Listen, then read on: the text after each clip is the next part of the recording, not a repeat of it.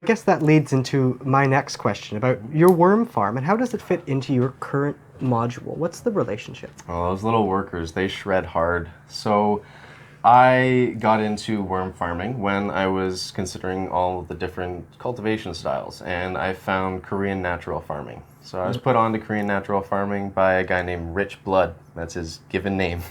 And Korean natural farming is a style that agrees with the soil food web. It uses bacteria, fungi, and lots of other microbial life all together symbiotically to feed the plant. And so I was looking at inputs and looking at costs and weighing out the pros and cons, and I found some things just don't make sense to make myself. Like glacial rock dust. I'm not making that myself. It's a bit of a hike. I don't have the time. But worm farming, I can do that. I can make I can have a team of worms make my own worm castings for me. And in doing so, I was also able to reduce my food waste. So all of my food scraps when I'm cooking, my coffee grinds after I brewed a cup, they go in. The cardboard from different things like deliveries, it all goes in as long as there's no ink and all that jazz. It's clean cardboard, right? And it all goes in there, and by the time they're done, it's this beautiful black gold worm castings that I get to use, and that is one of the main inputs in my compost tea. And so my compost tea feeds my soil, and that feeds the microbes. The microbes, they break down all of the organic materials and make nutrients and minerals bioavailable for the plant. Have you been able to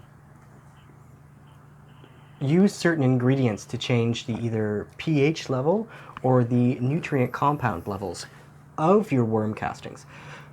How have you managed to do that? Absolutely. So you can, mostly it's the micronutrients that you're going to be changing. So I do feed my worms a very diverse diet. So I try and hit everything, right? And we're adding in nitrogen by adding in your greens, and then other nutrients are coming from various other areas, and that's why you need to have your vegetables. So I throw in some mushrooms and some celery and some lettuce and avocado and corn and They must love the avocado. oh my goodness. Well, and the beauty of the avocado is if I happen to let one go bad, I'm not upset anymore. No, I just cut it open, I peel out the insides, I mix it with some coffee grinds and some other stuff, and I slap it back into that shell and I put it upside down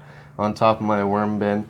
And you better believe that thing is moving all around. It's kind of crazy. It's funny to look at. And yeah, they're working hard. They're eating lots of food, and they're turning that into that black gold that I love. I found out something really cool about avocado skins. Okay. You can actually soak them in a little bit of vinegar and water, and the tannins leach the color pink. And you can actually dye clothing pink with avocado skins. Who would have thought pink would come from that, eh? I learned something new today. Welcome to the crafting world.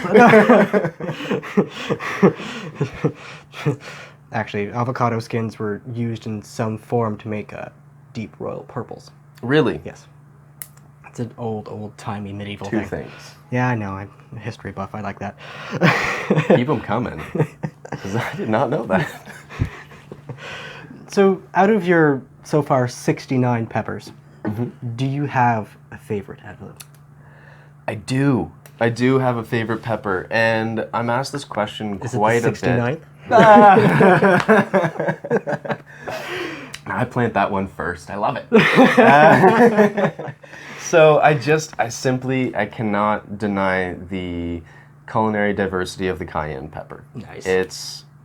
It's the perfect medium between incredible flavor and heat that people can actually handle. There's loads of peppers with tons and tons and tons of heat, but they taste kind of like gasoline. So or they need to be paired with something like sugar to keep the... Exactly. And I'm glad you mentioned sugars, right? So the best time to be picking most peppers is when they have the highest amount of sugar content in them, right? And so that is when they are fully mature, when most of them are red. But some of us prefer the flavor of, say, a serrano or a jalapeno when it's not quite mature. They pick it when they're green. Yeah, the green little Korean chilies. Yes, yeah. And Those hurt. they can, yeah, and Made that mistake once. yeah, and so that one's an incredible pepper. It's got a really nice thin sidewall, so it's great for making powders. But it's also larger in size. It's a longer pepper, and so it's got lots of substance to it. So it really beefs up your sauces as well. So it's pretty darn diverse.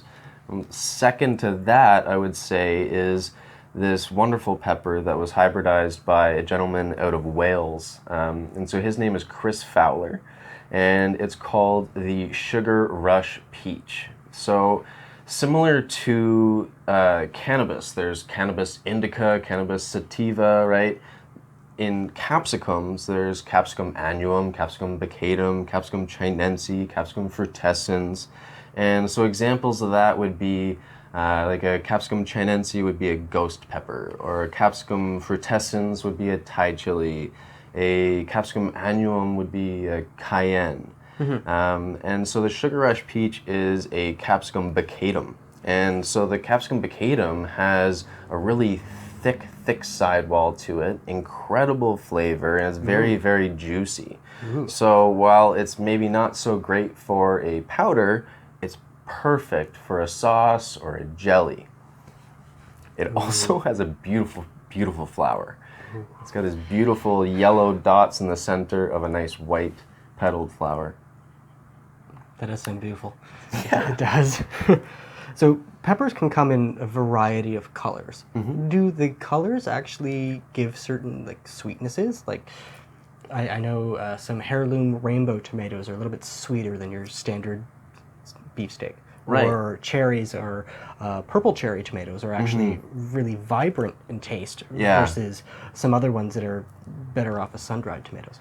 Yeah, so I would say it plays a role, not so much a huge role. I would say chocolate-colored pods tend to be hotter than their other colors of the same variety. So if you were to take a Scotch bonnet that was yellow, a Scotch bonnet that was orange, a Scotch bonnet that was red, and a Scotch bonnet that was brown, your brown Scotch bonnet would, generally speaking, be a little bit hotter than the rest. Now, I'm not 100% sure what the derivative of that is. I don't think that it has anything to do with the color itself, more so the lineage. Because these colors are derived from somewhere, right? So it's, you got to look back at their lineage and understand where was that color from, right? What is the dominant gene that came through and gave that color the brown, and where did that gene come from? It was probably going to give you an answer as to why it's a little bit hotter. But the origin of the species and what was its first environment. Exactly, yeah. That's actually really cool. That's really, really cool.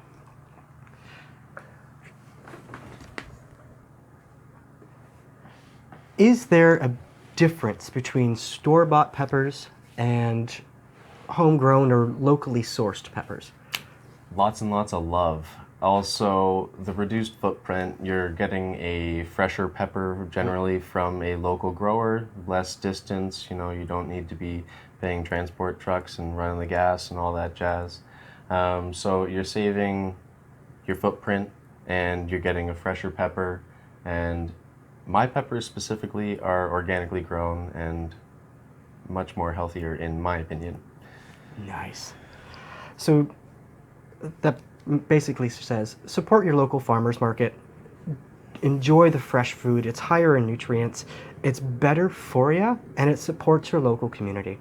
So we're going to sign off for today. Thank you for joining this little video. Thank you, Stephen, for coming. Thank it was you. been absolutely a fucking joy. Thanks, man. Keep on growing, gardeners.